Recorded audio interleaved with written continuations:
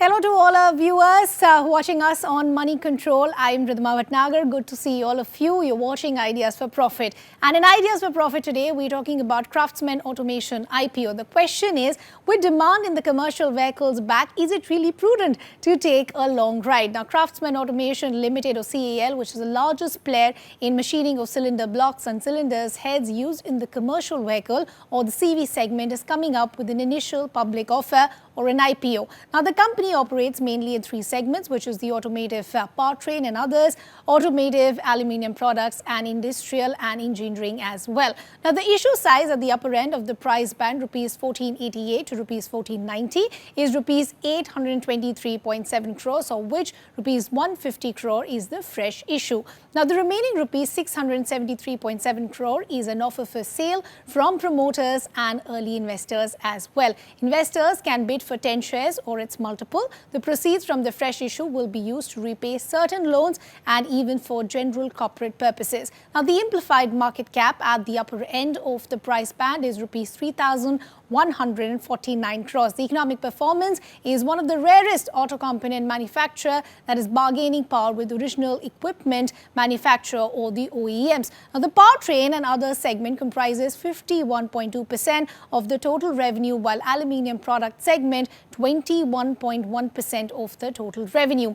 Industrial and engineering segment makes up for the rest. Despite a flat growth in the top line over FY18 to 20, the top line got impacted due to COVID outbreak at the end of FY20. Still, the company has been able to register a compoundable annual growth rate or the CAGR of 15.4% in its earnings before interest, tax depreciation and the EBITDA. And its EBITDA margin actually averages around 25.3%. In fact, its EBITDA margin of 27% in FY20 and 28.8% in the 9 months of FY21 is its best in the industry. The PAT or the profit after tax also grew at a compounded rate of 14.1% over FY18 to 20. It's also important to note that the company has been able to consistently generate cash flow from operations. It is also generated from close to rupees 1,190 crores from FY18 till 9 months of FY21.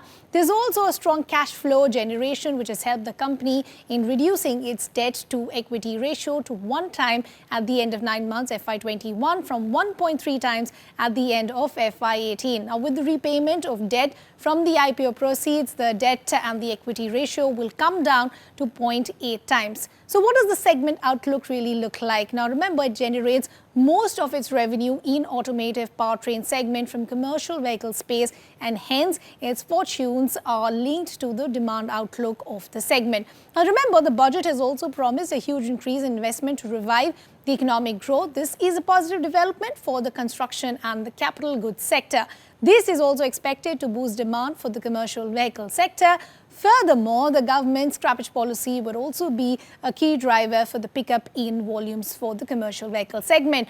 If you look at what CRISIL research is saying, the current market size of cylinder head for CVs, construction vehicles, SUVs and tractors is about 14 billion, which is expected to reach rupees 18.2 billion by fiscal 2024. Therefore, CAL is the largest player in the machining of cylinder blocks and cylinder heads in the intermediate, medium and heavy commercial vehicle segment, as well as in the construction equipment industry in India. The market size of the organized storage solutions industry comprising pallets, racking and shelving is estimated rupees 2,100 crores as of fiscal 2021, and the industry is expected to grow at 19 to 21% CAGR over the next 3 years to reach 3,800 crores in fiscal 2024.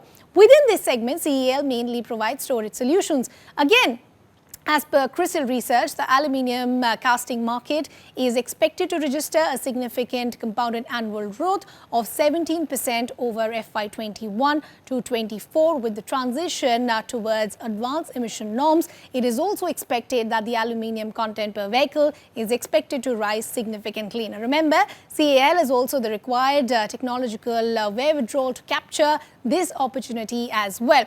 How does it stand as far as its peers are concerned? In terms of revenue, it lags behind Mahindra CIE, Bharat Forge and Endurance Tech, while its EBITDA margin is better than all of them. It has to improve its profit margin compared to Bharat Forge, Jamna Auto and Endurance Tech. So should you really subscribe to it? Now, in terms of valuation, the issue is coming at 37 times price to earnings multiple for FY22, which are valued at a fair level, though any weaknesses in the demand form could lead to significant impact in its financial performance. But given the strong fundamentals of the business and sound financial performance track record, the issue can be subscribed for a long term. That's all from us. Thanks for watching.